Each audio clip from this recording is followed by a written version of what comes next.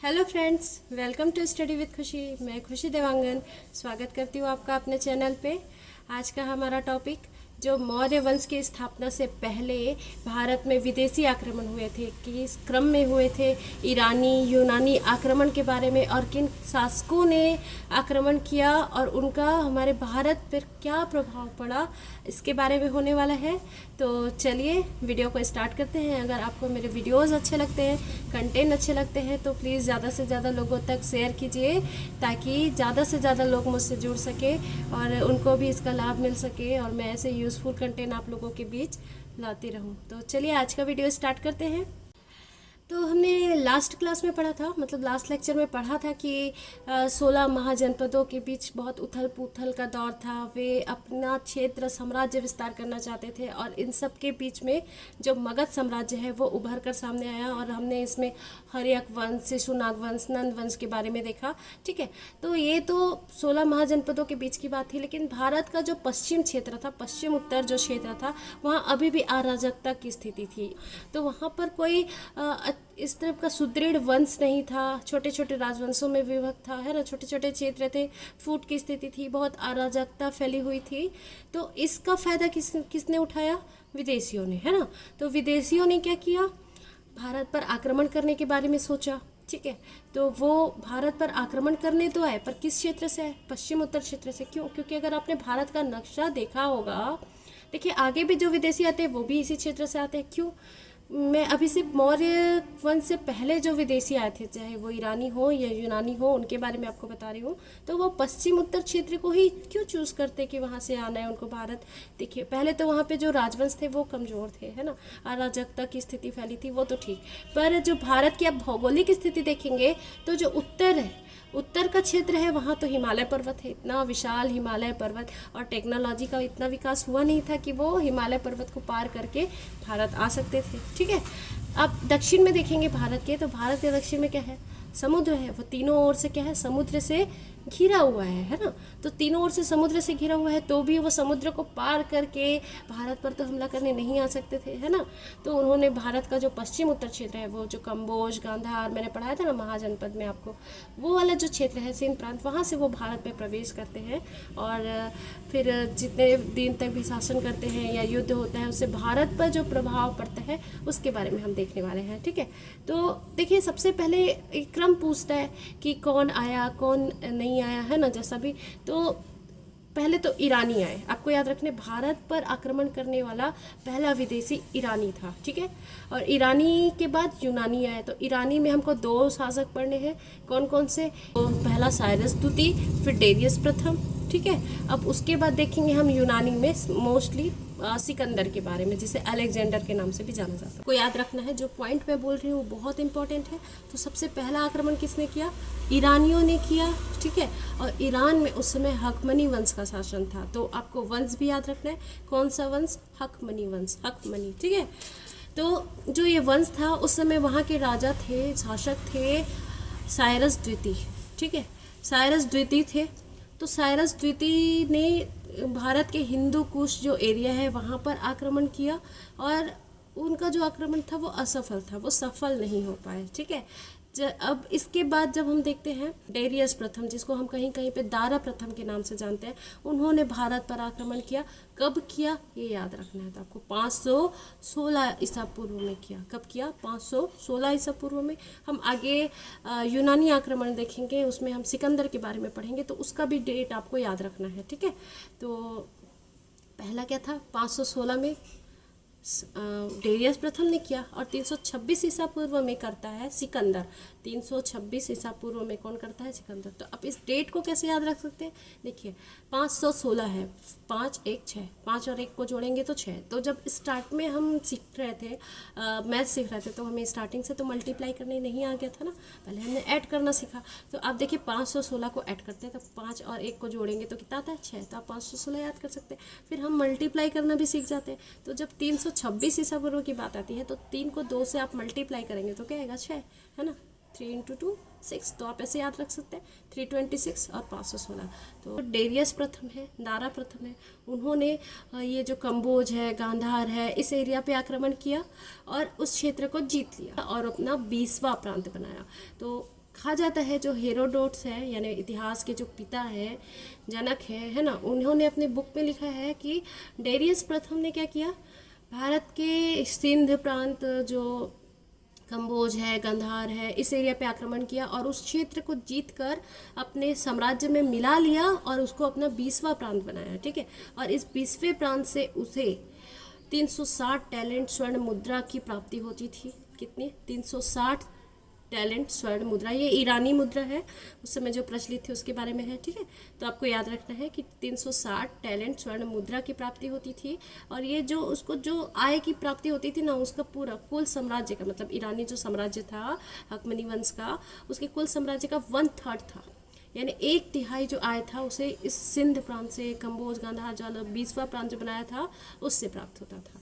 ठीक है, तो आपको ये सारी चीज़ें याद रखनी है। पहला आक्रमण करने वाला विदेशी कौन था? तो ईरानी था, वंश हकमनी था। और प्रथम असफल प्रयास किसने किया? तो साइरस द्वितीय ने। सफल डेरियस प्रथम या दारा प्रथम थे। ठीक है, इतनी चीज़ें आपको याद रखनी है। फिर ये 20वां प्रांत बनाया, ये वर्ड भी आपको याद रखना है। कौन सा प्रांत? 20वां। ठीक है, और आपको और क्या याद रखना है? 360 टैलेंट स्वर्ण मुद्रा आय यहाँ से प्राप्त होता था। चलिए, ईरानियों का जो प्रभाव है यहाँ आने के बाद भारत में पड़ा, उसके बारे में नज़र डालते हैं। देखिए, जब भारत का पश्चिमोत्तर क्षेत्र है वहाँ पे ईरानी हकमनी आक्रमण होता है और वो उसका 20वां प्रांत बन जाता है, तो हमें भारत पर उस जो ईरानी वंश है उनका कुछ प्रभाव देखने को मिलता है। जैसे देखेंगे हम दाई से बाईं ओर लिखी जाने वाली खरोष्टी लिपि, हम आगे जब मौर्य वंश पढ़ेंगे ना तो उसमें खरोष्टी लिपि, अरिमाइक लिपि, इन सब के बारे में पढ़ेंगे। तो ये जो खरोष्टी लिपि है, अरिमाइक लिपि है, ये ईरानियों की ही देन है, ईरानियों से ही प्रभावित है। हम अशोक के कुछ अभिलेख में इस खरोष्टी लिपि के बारे में पढ़ेंगे। ठीक है, आगे जब मौर्य वंश पढ़ेंगे तो वो डिटेल से मैं बताऊंगी आपको। तो अभी आपको यहाँ यही याद रखना है कि जो खरोष्टी लिपि है, अरिमाइक लिपि है, ये ईरानियों की देन है। ठीक है, और जब ईरानियों ने यहाँ पे क्या किया, आक्रमण किया और यहाँ पे अपना प्रभुत्व जमाया, तो इससे क्या हुआ, समुद्री मार्ग की खोज हुई जिससे विदेशी व्यापार को प्रोत्साहन मिला। ठीक है, तो विदेशी व्यापार को भी प्रोत्साहन मिला। खरोष्टी लिपि, अरिमाइक लिपि, ये सारी चीज़ें आपको याद रखनी है, पूछता एग्जाम में भाई, इसको याद रखना ही है। ठीक है, और मौर्य वास्तुकला पर ईरानी प्रभाव, हम जब मौर्य शासन पढ़ेंगे ना तो उसमें जो वास्तुकला देखेंगे उसमें हम ईरानी प्रभाव जो जैसे अशोककालीन जो स्मारक है जिसमें विशेषकर घंटे के आकार के जो गुंबद बनाए जाते हैं, गुंबद मैं आपको मौर्य काल में पढ़ाऊंगी, तो ये सारी चीज़ें भी क्या है, ईरानी प्रतिरूप से मिलती जुलती थी। ईरानियों का इसमें प्रभाव स्पष्ट रूप से देखने को मिलता है। ठीक है, और अशोक के शासनकाल की जो प्रस्तावना है और उसमें जो शब्द प्रयोग होते थे ना, उसमें भी हम ईरानी प्रभाव को स्पष्ट रूप से देख सकते हैं। तो आई होप आपको इतना समझ में आया होगा। चलिए जल्दी जल्दी रिवाइज करते हैं कि आपको ईरानी आक्रमण से क्या क्या याद रखना है। तो सबसे पहले देखिए, भारत पे जो विदेशी आक्रमण हुआ उसमें सबसे पहले कौन था, तो ईरानी था, जिसमें हकमनी वंश ने आक्रमण किया। और उसके बाद यूनानी, तो यूनानी हम आगे पढ़ेंगे। हकमनी वंश में सबसे पहला आक्रमण किसका हुआ था, साइरस द्वितीय का हुआ था, और ये असफल है। ठीक है, तो जो साइरस द्वितीय ने आक्रमण किया था, साइरस द्वितीय ने लगभग 6ठी शताब्दी ईसा पूर्व के मध्य, ठीक है, ईरान में अखमनी साम्राज्य की स्थापना की थी। और ये भी बहुत महत्वाकांक्षी शासक था और इसने जब भारत पर आक्रमण किया वही हिंद कुश एरिया पे, तो अपना साम्राज्य स्थापित नहीं कर पाया, असफल हो गया और वहाँ से लौट के चले गया। ठीक है, अब इसके बाद कौन आता है, तो डेरियस प्रथम, जिसको हम कहीं कहीं पे दारा प्रथम के नाम से जानते हैं। और इसने प्रथम सफल प्रयास जो किया गया भारत पर आक्रमण का, तो वो डेरियस प्रथम के द्वारा ही किया गया। ठीक है, और इसका यूनानी सेनापति कौन था, स्काईलैक्स था। ठीक है, तो इसको आप याद रख लेंगे, जो इसका सेनापति था उसका नाम स्काईलैक्स था। ठीक है, अब देखिए दारा प्रथम ने भारत पर कब आक्रमण किया, तो मैंने आपको बताया था 516, 5 और 1 6, 516 ईसा पूर्व में किया था। और गांधार, कंबोज और सिंध प्रांत है उसको मिलाकर क्या किया, अपना 20वां प्रांत बना लिया, है ना। और यहाँ से उसको क्या, ईरान में पहले से 19 प्रांत थे और 20वां प्रांत किसे बनाया, कंबोज, गांधार, सिंध प्रांत को, जो भारत का क्षेत्र था उसको, इस एरिया को जीता और अपना 20वां प्रांत बनाया। 360 टैलेंट स्वर्ण मुद्रा की प्राप्ति हो रही है। ठीक है, जो कुल प्राप्ति का कितना था, 1/3 था। ठीक है, इतना याद रखना है। और एक चीज़ आपको ये याद रखनी है कि जो हमें इसकी जानकारी है वो कहाँ से मिलती है, तो दारा प्रथम के 3 अभिलेख थे। ठीक है, 3 अभिलेख कौन था, बेहिस्तून का, पर्सीपोलिस का और नक्शे रुस्तम का। ठीक है, बेहिस्तून का, पर्सीपोलिस का और नक्शे रुस्तम का। इससे हमें इस सब सारे चीज़ों के बारे में पता चलता है। और दूसरा साहित्य से पता चलता है, वो कौन सा, हेरोडोट्स जो इतिहास के पिता है, उन्होंने जो बुक लिखी है उसमें इस चीज़ का वर्णन किया है कि दारा प्रथम ने, डेरियस प्रथम ने कंबोज, गंधार, सिंध प्रांत को जीता, अपने साम्राज्य में शामिल किया और उसे 20वां प्रांत बनाया और वहाँ से उसको 360 टैलेंट स्वर्ण मुद्रा की प्राप्ति होती थी। ठीक है, और एक चीज़ ये भी याद रखेंगे, चाहे ईरानी वंश कहे, फारसी वंश कहे, पारसिक वंश कहे या हकमनी वंश कहे, ये एक ही है। ठीक है, तो भारत पर आक्रमण करने वाले पहला विदेशी आक्रमण करने वाले जो थे वो ईरानी, फारसी, पारसिक, हकमनी, कुछ भी कहे यही थे। ठीक है, ईरानी भी याद रखेंगे, फारसी भी कहेंगे, पारसिक भी याद करेंगे और हकमनी। ठीक है, तो इतना आपको याद रखना है इस वंश से। ठीक है, चलिए आगे देखते हैं यूनानी आक्रमण के बारे में। देखिए, पिछले लेक्चर में मैंने आप लोगों के लिए लास्ट में एक डाउट छोड़ा था, मैंने जानबूझकर छोड़ा था ताकि आप लोग लास्ट तक अगर वीडियो देखेंगे तो फिर मुझसे ज़रूर पूछेंगे या कमेंट में तो पूछेंगे कि मैम ये ऐसा है वैसा है। तो आपको अगर वो डाउट क्या था जानना है तो आप वीडियो को लास्ट तक देखिए, आपको पता चल जाएगा। ठीक है, ईरानियों के बाद भारत में यूनानियों का आक्रमण हुआ। ठीक है, ये भी ईरान से अगर आप थोड़ा आगे जाएंगे तो आपको यूनान मिलेगा। तो यूनान से सेम उसी क्षेत्र से यूनानी जो है भारत पर आक्रमण करते हैं। ठीक है, और देखिए उस समय तक जो ईरानी थे उनका जो हकमनी वंश है लगभग समाप्त हो चुका था और भारत पर उनकी पकड़ जो है ढीली पड़ चुकी थी, है ना। तो इस समय यूनान में जो फिलिप द्वितीय है, ठीक है, उनका शासन चल रहा होता है और उनकी हत्या कर दी जाती है। तो उनकी हत्या के बाद उनका जो पुत्र है, कौन, सिकंदर जो है वो गद्दी संभालता है, वो शासक बनता है, 20 वर्ष की उम्र में बनता है। और जैसे ही वो शासक बनता है तो वो इच्छा जाहिर करता है, किसकी इच्छा जाहिर करता है, विश्व विजेता बनने की। और इसी क्रम में वो अपने आसपास के क्षेत्र को विजित करते हुए भारत की ओर रुख करता है ना। तो भारत आता है और भारत पर आक्रमण करता है कब, 326 ईसा पूर्व में। चलिए सिकंदर से रिलेटेड कुछ फैक्ट याद कर लेते हैं जो एग्जाम हॉल में बार बार पूछता है, देखने को मिलता है। ठीक है, तो देखिए सिकंदर जो है वो फिलिप द्वितीय का पुत्र था। किसका पुत्र था, फिलिप द्वितीय का पुत्र था। और ये फिलिप द्वितीय जो है 359 ईसा पूर्व में, 359 बीसी में, 359 ईसा पूर्व में क्या बनता है, मकदूनिया का शासक बनता है। जो मकदूनिया है ये यूनान का क्षेत्र है, उस समय मकदूनिया कहा जाता था उस क्षेत्र को। ठीक है, तो मकदूनिया का शासक बनता है। लेकिन 329 ईसा पूर्व में फिलिप द्वितीय की हत्या कर दी जाती है। ठीक है, आपको याद रखना है 329 ईसा पूर्व में फिलिप द्वितीय की हत्या कर दी जाती है। इसका एक पुत्र था सिकंदर। चूँकि फिलिप द्वितीय की हत्या हो जाती है इसलिए 20 वर्ष की आयु में, महज 20 वर्ष की आयु में सिकंदर जो है गद्दी पर बैठता है। ठीक है, सिंहासन पर बैठता है और मकदूनिया का शासक बनता है। तो एग्जाम हॉल में ऐसा पूछता है कि सिकंदर जो है कहाँ का शासक था, तो मकदूनिया का शासक था। इनके पिता कौन थे, तो फिलिप द्वितीय थे। इतना आपको याद रखना है। ठीक है, अब इनके गुरु का भी नाम पूछता है, तो अरस्तु आपको याद रखना है। सिकंदर के गुरु जो है अरस्तु है, या सिकंदर किसका शिष्य है ऐसा पूछता है तो आपको याद रखना है कि अरस्तु का शिष्य है। ठीक है, अब सिकंदर क्या करता है, जब 20 वर्ष की आयु में गद्दी पर बैठता है तो अपने गुरु के सामने विश्व विजेता बनने की इच्छा जाहिर करता है और अरस्तु से आशीर्वाद लेकर विश्व विजय अभियान में निकल जाता है और भारत की ओर रुख करता है। सबसे पहले कहाँ आता है, भारत की ओर रुख करता है। ठीक है, और भारत पर लगभग 326 ईसा पूर्व में आक्रमण करता है। कब आक्रमण करता है, आपको डेट याद रखनी है, 326 ईसा पूर्व में आक्रमण करता है। ठीक है, और क्या याद रखना है, जब भारत विजय अभियान में आता है तो 326 ईसा पूर्व में ये बल्ख क्षेत्र जो है, बैक्ट्रिया और जो अफ़गानिस्तान का क्षेत्र है उसको जीतने के बाद काबुल होते हुए हिंदू कुश पर्वत की ओर जाता है। ये हिमालय पर्वत का ही एक भाग है। ठीक है, हिंदू कुश पर्वत की ओर जाता है और खैबर दर्रा को पार करते हुए भारत में आ जाता है। उस समय जो तक्षशिला में शासक थे आम्भी, आपको याद रखना है, तक्षशिला में जो शासक थे उनका नाम आम्भी था।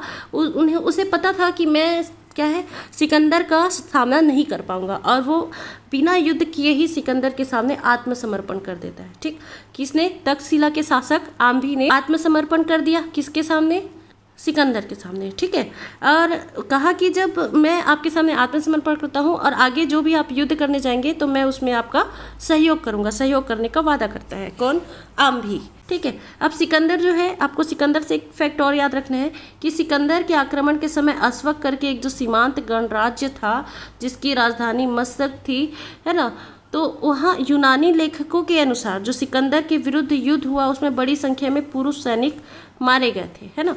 तो जब पुरुष सैनिक मारे गए थे कहाँ के, अस्वक सीमांत गणराज्य के, तो वहाँ की जो स्त्रियाँ थी उन्होंने शस्त्र धारण किया। बहुत सारे पुरुष सैनिक मर गए हैं ना, तो वहाँ की जो स्त्रियाँ थी उन्होंने शस्त्र धारण किया। तो इसी विवरण में जो यूनानी लेखक है वो बताते हैं कि सिकंदर ने इस नगर की जो सारी स्त्रियाँ थी उनको मौत के घाट उतार दिया था। ठीक है, तो आपको याद रखना है, अस्वक करके एक जगह है जहाँ पे उसकी राजधानी क्या थी, मस्तक थी, वहाँ की स्त्रियों को उसने मौत के घाट उतार दिया था। ठीक है, चलिए आगे देखते हैं। अब जब सिकंदर भारत की ओर बढ़ता है वहाँ से आम्भी के बाद से, तो पंजाब क्षेत्र में प्रवेश करता है। कहाँ, पंजाब क्षेत्र में। ये झेलम और चिनाब नदी के बीच का क्षेत्र होता है। झेलम नदी जो ये भारत का जैसे नक्शा है ना, तो यहाँ पे जैसे झेलम और चिनाब नदी जो बह रही है उसके बीच का जो एरिया है ये क्षेत्र है। ठीक है, पंजाब क्षेत्र। तो यहाँ पे शासक होता है पोरस। कौन शासक होता है, पोरस। ठीक है, तो सिकंदर का युद्ध होता है पोरस के साथ। पोरस आत्मसमर्पण नहीं करना चाहता है ना, वो युद्ध करता है, तो बहुत भीषण युद्ध होता है। और इस युद्ध को हाइडे स्पीच नाम से जानते हैं या झेलम युद्ध के नाम से जानते हैं। तो आपको ये नाम भी याद रखना है, हाइडे स्पीच युद्ध बोले, झेलम युद्ध बोले, या झेलम का प्राचीन नाम मैंने वैदिक काल में आपको बताया था ना, वितस्ता। ठीक है, तो वितस्ता के युद्ध के बारे में बोले। ये सिकंदर और राजा पोरस के बीच हुआ था। ठीक है, और इसमें राजा पोरस की हार हो जाती है। ठीक है, राजा पोरस की क्या हो जाती है, हार हो जाती है। ये युद्ध कहाँ हुआ था, झेलम और चिनाब नदी के जो मध्यवर्ती क्षेत्र है, झेलम नदी के किनारे, इसलिए इसको झेलम या हाइडे स्पीच का युद्ध बोलते हैं, वितस्ता का युद्ध बोलते हैं। ठीक है, और इस युद्ध में राजा पोरस की हार हो जाती है। लेकिन जो सिकंदर है वो राजा पोरस से इतना प्रभावित होता है, उसकी वीरता को देखकर इतना प्रभावित होता है कि उसके राज्य का अधिकांश हिस्सा वो पोरस को लौटा देता है। अब देखिए, 19 महीने तक भारत में रहने के बाद जो सिकंदर की सेना है वो अब व्यास नदी के तट पर पहुंचती है। ठीक है, और व्यास नदी के जब तट पर पहुंचती है, पश्चिमी तट पर पहुंचती है, तो उसको पार करने से मना कर देती है। वो मतलब सिकंदर का जो विजय अभियान है वो भारत का संपूर्ण क्षेत्र जीतना चाहता था, लेकिन उसकी सेना क्या करती है कि आगे बढ़ने से मना कर देती है, व्यास नदी को पार करने से मना कर देती है। इसके कई कारण हैं, जैसे एक, क्योंकि ये यूनान से निकले थे, है ना, और यूनान से निकलते हुए रास्ते में इन्होंने कई युद्ध लड़े थे। इनके सैनिकों ने बहुत सारे युद्ध लड़े थे। अब वो थक चुके थे और उनको अब अपने घर परिवार सबकी याद आ रही थी, वो वापस जाना चाहते थे और आगे नहीं जाना चाहते थे। दूसरा, देखिए, भारत की जो जलवायु थी यूनान से बहुत अलग थी, वो यहाँ की जलवायु में एडजस्ट नहीं कर पा रहे थे। और एक रीज़न ये था कि जब उन्होंने पोरस से युद्ध किया और पोरस से युद्ध करने के बाद उन्हें लगा कि एक हम छोटे जो राजा हैं पोरस, उनसे युद्ध करने के बाद हमें इतनी मेहनत करनी पड़ रही है, तो जब हम आगे जाएंगे तो आगे मगध का साम्राज्य था, मैंने आपको बताया था ना, मगध साम्राज्य का उत्कर्ष हो रहा था, है ना। तो मगध का उस समय शासक कौन था, मैंने बताया था, जिस समय सिकंदर का आक्रमण हुआ तो उस समय मगध का शासक कौन था, घनानंद था, है ना। नंद वंश का शासन चल रहा था और घनानंद बहुत ही क्रूर शासक के रूप में जाना जाता था। तो इसकी सेना ने आगे जाने से मना कर दिया। इसलिए मजबूरी में जब इसकी सेना ने वापस आगे बढ़ने से मना कर दिया, वापस जाने की इच्छा जाहिर की, तो सिकंदर को यहीं से वापस लौटना पड़ा। ठीक है, व्यास नदी के तट से ही वापस लौटना पड़ा। 327 बीसी के आसपास, 327 बीसी के आसपास जो सिकंदर की सेना है वो यूनान से चलती है, 326 में भारत पहुंचती है और 325 ईसा पूर्व में भारत स्थल मार्ग के द्वारा ही भारत से वापस लौट जाती है। ठीक है, सिकंदर जो है विजित प्रदेशों को अपने सेनापति फिलिप को दे देता है। फिलिप को सौंपकर वो स्थल मार्ग से 325 ईसा पूर्व में भारत से लौट जाता है। तो आपको ये 3 डेट याद रखने, 327 में वो यूनान से निकलता है, 326 में भारत पहुंचता है और 325 में भारत में व्यास नदी के तट से वापस लौट जाता है। किसको, अपना जो विजित क्षेत्र है उसको सौंप देता है, तो फिलिप को सौंप देता है। ठीक है, अब देखिए, सिकंदर ने दो नगर की स्थापना की थी। एक था निकैया, ठीक है, और एक था बौकेफ्ला। आपको ये भी दोनों याद रखने हैं क्योंकि एग्जाम हॉल में इससे क्वेश्चन देखने को मिलता है। ठीक है, एक था निकैया और एक था बौकेफ्ला। जो निकैया था विजय प्राप्त करने के उपलक्ष्य में निकैया नगर की स्थापना की थी, और जो बौकेफ्ला था वो उसके घोड़े का नाम था। जो सिकंदर का प्रिय घोड़ा था उसका नाम बौकेफ्ला था और इसने अपने घोड़े के नाम पर ही बौकेफ्ला नगर की स्थापना की थी। तो इन 2 नगरों के बारे में भी आपको याद रखना है। ठीक है, अब जब सिकंदर है भारत से वापस जा रहा होता है ना, 325 ईसा पूर्व में भारत से लौटता है, तो वापस जाने के क्रम में 323 ईसा पूर्व में बेबीलोन के पास, ठीक है, बेबीलोन में सिकंदर की मृत्यु हो जाती है। तो आपको ये फैक्ट भी याद रखना है क्योंकि ये बहुत इंपॉर्टेंट है और एग्जाम हॉल में पूछता है कि सिकंदर की मृत्यु कहाँ होती है, तो बेबीलोन में होती है। कब होती है? 323 ईसा पूर्व में होती है और इस समय इसकी उम्र मात्र 33 साल की होती है, ठीक है। 323 में होती है, 323 ईसा पूर्व में बेबीलोन में होती है, ठीक है, बेबीलोन में होती है और इस समय इसकी आयु 33 वर्ष की होती है, ठीक है।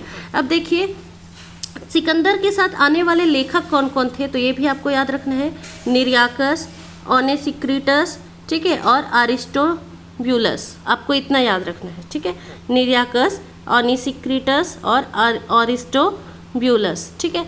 तो ये सभी सिकंदर के साथ लेखक जो है वो आए थे, ठीक है। अब भारत में देखते हैं सिकंदर की जो सफलता है उसके कारण क्या था।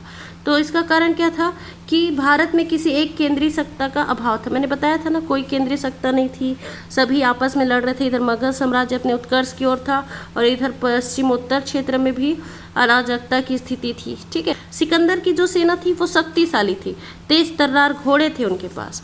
सिकंदर की सेना के पास क्या थे? तेज तर्रार घोड़े थे। साथ ही आम्भी जैसे देशद्रोहियों ने भी सहयोग किया। मैंने बताया ना, आम्भी ने क्या किया? आत्मसमर्पण कर दिया और उसको विजय अभियान में सहायता करने का वायदा किया, ठीक है।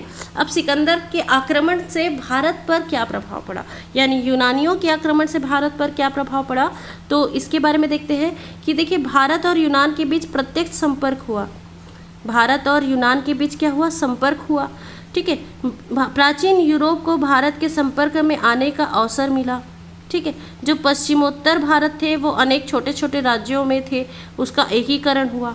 अनेक स्थल जल मार्ग सिकंदर के अभियान से खुले, ठीक है, जो आज भी भारतीय व्यापार में अहम योगदान दे रहे हैं, ठीक है। हम जो गांधार शैली देखते हैं, जो गांधार शैली देखते हैं वो यूनानी प्रभाव की ही देन है, ठीक है। इस भारतीय यूनानी कला का सम्मिश्रण जो देखने को मिलता है गांधार शैली में, वो यूनानियों की ही देन है। यूनानियों से छत्रप प्रणाली, मैं आगे पढ़ाऊंगी छत्रप प्रणाली क्या है, और मुद्रा निर्माण की कला को भारतीयों ने सीखा। एक छत्रप प्रणाली सीखी और एक मुद्रा निर्माण की कला सीखा, और इसी उलुक शैली के सिक्के इसके परिणाम हैं, ठीक है। जो उलुक शैली के हम सिक्के देखते हैं वो किसके परिणाम हैं? यूनानियों का भारत में आगमन का ही परिणाम है, ठीक है। उम्मीद करती हूँ आपको लेक्चर अच्छा लगा होगा। अगर अच्छा लगा तो प्लीज़ ज़्यादा से ज़्यादा लोगों तक शेयर कीजिए ताकि लोग मुझसे ज़्यादा से ज़्यादा जुड़ सके। और हमारा अगला लेक्चर हमारा मौर्य वंश के ऊपर होने वाला है, जिसमें हम मौर्य साम्राज्य के बारे में पूरा विस्तार से चर्चा करेंगे। तो ठीक है, चैनल पर बने रहने के लिए थैंक यू, वीडियो को लास्ट तक देखने के लिए थैंक यू। अगर आपने अभी तक सब्सक्राइब नहीं किया है तो सब्सक्राइब कीजिए। मैं ऐसे यूज़फुल कंटेंट के साथ आप लोगों के बीच हमेशा हाजिर रहूँगी। और इसका जो भी PDF है मेरे टेलीग्राम चैनल स्टडी विद खुशी में मिल जाएगा। और इससे रिलेटेड मैं क्विज कंपटीशन भी वहाँ करवाते रहती हूँ, इसलिए आप अपनी तैयारी को बेहतर ढंग से करने के लिए मेरे टेलीग्राम चैनल को भी ज्वाइन कर सकते हैं। Thank you so much.